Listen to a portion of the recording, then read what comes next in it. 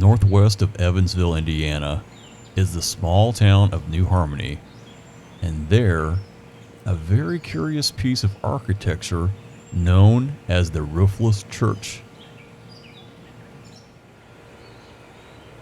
Through these golden, gilded gates is a meditative place anyone can go to reflect, to pray, and with only 4 brick walls to separate them from the outside world.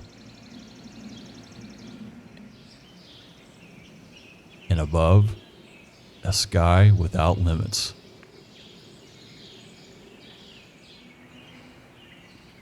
At the far end is a shingled structure that is not actually the church, but a dome that covers and protects a sculpture representing the peace only God can provide.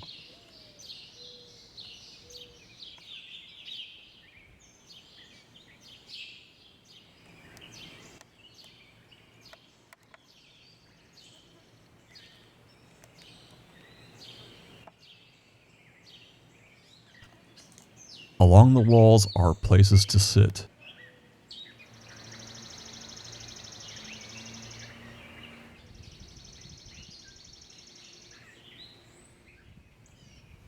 At one side, there's a place that overlooks a graceful field.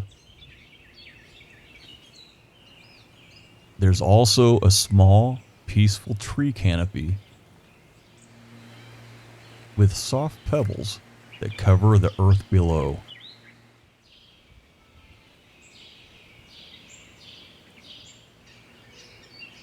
Above, the sun shines down like the love of God on all the weary and heavy souls below. There are items here that make you think, such as this sculpture of the Archangel Gabriel that seems unfinished. Just like all of us are unfinished with things we can do to improve ourselves and our walk with God. Embedded in one wall is a cross from Canterbury Cathedral in England, a church that was started over 1,400 years ago. It reminds us that God has loved us across the ages and still does today.